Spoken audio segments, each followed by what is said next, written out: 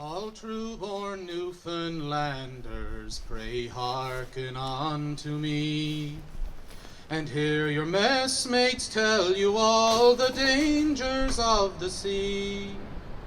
You all remember Pouch Cove well, and her true-born son so brave, who saved the crew of the Waterwitch so near a watery grave.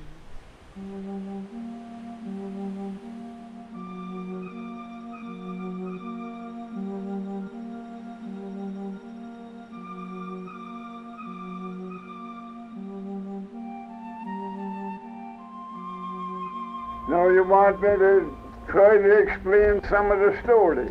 That's right. They were like all other men, they were going home for the winter with their supplies aboard, their provisions for the winter. So when they all were up southwest after coming down from St. John's, as they thought, off the Cape, this is where she brought up, in this gulch we call Horrid Gulch. Very dark night, you know.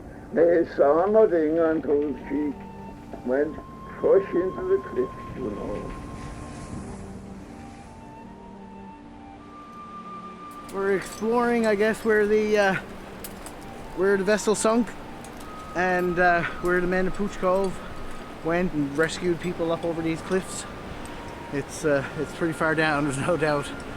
Figures about 200 feet, slippery rocks, and yeah, it was quite the feat for anyone to do back then in the night time, and there's no doubt it was it's a hard climb up at the best times. The boat was owned by Borings. It was approximately, I think, 68 feet long and probably 20 feet wide, and under full sail, of course, and they were navigating in just by compass and time. So I guess the captain probably wasn't traveling as fast as he figured, and instead of turning in the bay, he turned in here in the gulch, and of course that's where it ended. And due to the snowstorm, he couldn't see the land, so he didn't know really where he was. When she struck into the cliff, her bow struck the north side of the gulch, she paid over on the other side, on the deep up and down cliff side. And when she struck that side, she went right in the gulch. Our bows was broken then on both sides. According to the witness that was on it, when she struck first, some of the men got ashore on the north side, and of course 2 of them headed on to Pouch Cove then.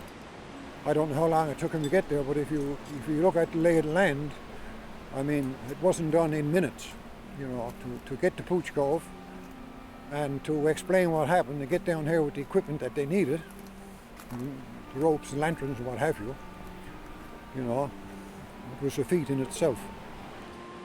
It's a fairly steep slope. It's more of an incline, I guess, than a straight vertical, but it's definitely a steep slope for anybody to scramble up over, without any equipment to aid them and help them out. And there was the breaking up of the vessel in the gulch. They could hear the bawling of these men, "Can you save me? Can you save me?" And this man said he'd risk his own life to try to save men. Alfred Moores was the hero. He was the one who descended the cliff the furthest.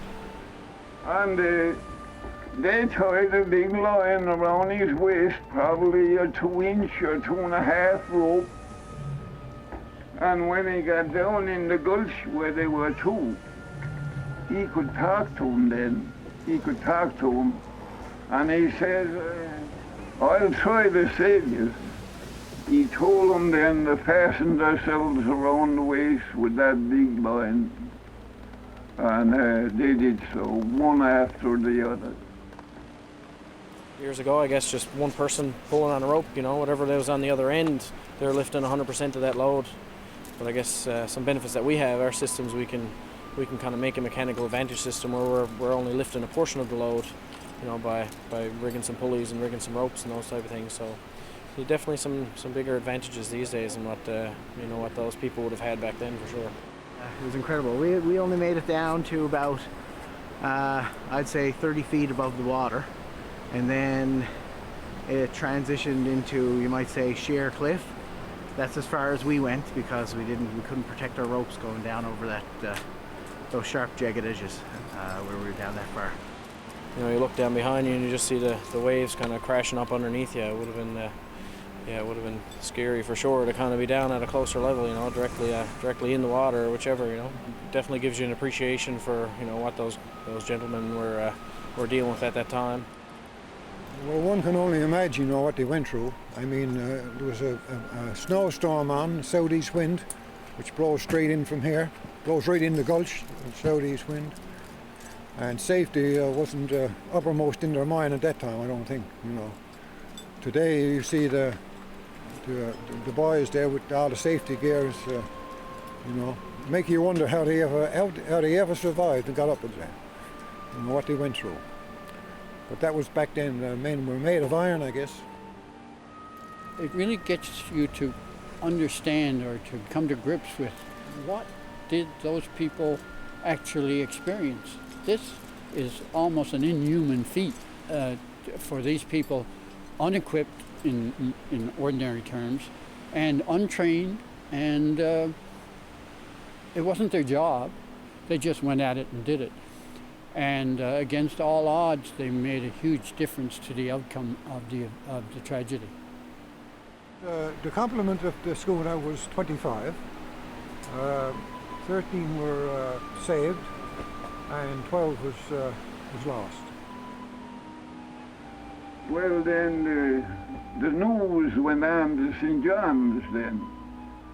And I went to the governor, the bravery of the people in this place, the loss of the schooner, and the bravery of the people, and the bravery of this man to go over a precipice cliff, you know, in such a night as that, to save those men. And the governor had it sent over to England, you know. So my father, this man, he was presented with a medal and this watch, Alfred Moores. So now, I can hardly explain any more of the stories here. So here's success to those bold men who risk in storms or breeze their precious lives for saving souls who venture on the seas. May peace and plenty be their lot, this true and sterling band. Brave Alfred Moores and all the rest belong to Newfoundland. Yes, brave Alfred Moores and all the rest belong to Newfoundland.